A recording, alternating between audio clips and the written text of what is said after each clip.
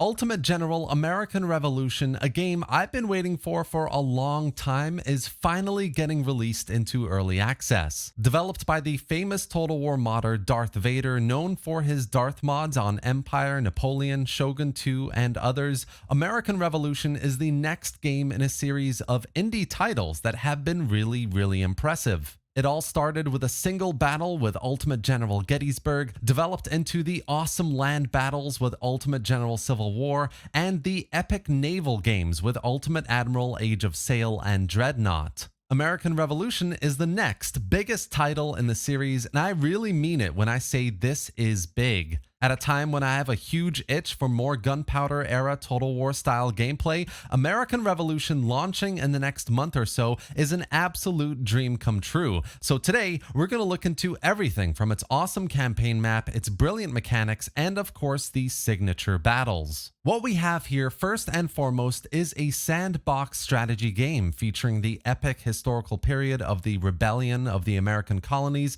against the British Empire. The playable factions will be the American colonies and the British, and on the campaign you'll be fighting for territorial control over the eastern side of North America, with really great features like building military infrastructure to recruiting regiments, battalions, and armies. The campaign will be in real time, so no turns here, so all the battles are fought in real time as well. When a battle begins, you'll have this red square that pops up outlining the boundaries of the battle area, and a yellow square marking a reinforcement range for any nearby forces. And while you could wait out the battle on the campaign in a kind of auto-resolve manner, you can also go into the battle to fight it out manually. Whether it's the epic land battles or the beautiful squadrons of ships and naval battles, they all come to life in an immersive fashion, and very likely with that Darth Vader touch of great balance, tactical depth, and engaging visuals and sound effects. The website was recently updated, and I've been in the Discord as well, and not too long ago, one of the principal admins there mentioned that all being well, there might be some big news coming this month, which obviously is very exciting.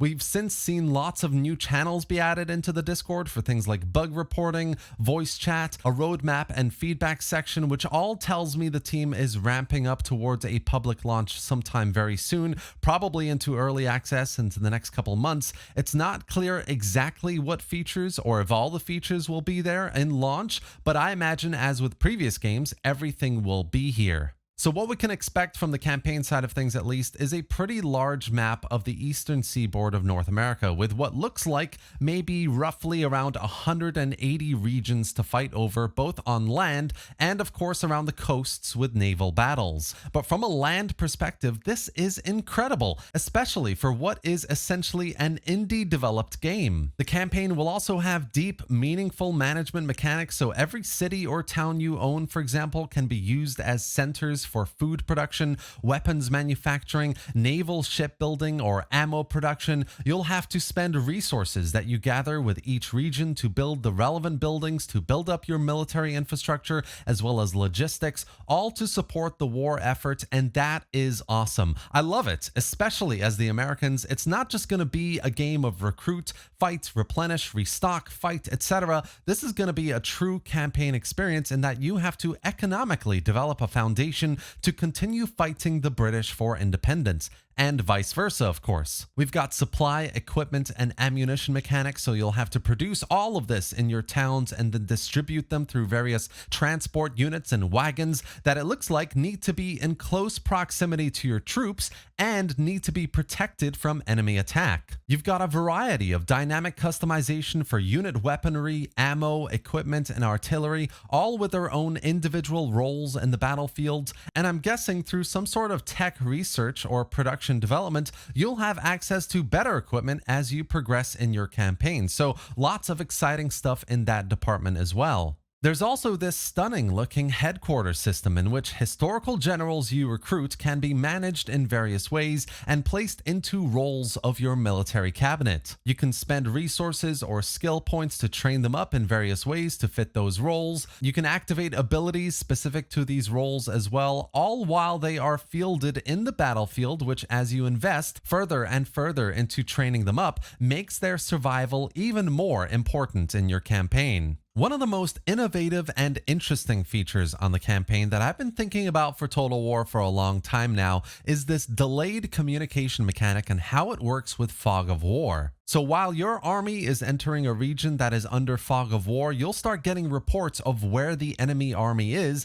how powerful they are, or the general that's leading them. And the accuracy of that information depends on the loyalty of the local population, your espionage levels, and others. And that info comes to your local general in a delayed way, so it may already be outdated information by the time you receive it. It's mechanics exactly like this that make strategic depth in a game so interesting, and it's so motivating to see it be implemented here with such passion and detail. And then, of course, there are the signature Ultimate battles, guys. Ultimate General Civil War and Ultimate Admiral Age of Sail have some of my favorite battles in this setting, so to see the two styles of land battles and naval battles finally be combined in a proper sandbox campaign is so exciting. The land battles consist of really nice, visually minimalistic maybe, but immersive engagements where a variety of troops line up, where artillery placement is tactical, and where things like having reserves, having a supply wagon, having a capable general, and even weather effects may make a massive difference to the outcome of the battle. Things like customizable rifles, ammunition stock, unit experience, or grouping up units into regiments with their own regiment leader. All of this is going to be really interesting to see and play around with, and will lead to a huge variety of different and dynamic battles. We also note there will be different types of land battles, with your usual land battles over open terrain, but also fort battles where artillery and melee stats will be really important, and these look really good as well. Or even town and settlement battles, which we haven't seen much of just yet, but again, are going to have some really unique gameplay opportunities. And finally, of course, we have the naval battles. I really miss naval battles in Total War, and while Napoleon or Fall of the Samurai is pretty good, Ultimate Admiral Age of Sail is the best modern iteration of it in this setting, so hopefully American Revolution improves on that formula in every way. Better hull or cannon production and flexibility, a bigger variety of ship types with unique roles and ship engagements, admirals with unique skills and abilities all coming together in some really fun naval battles I can't wait to get into.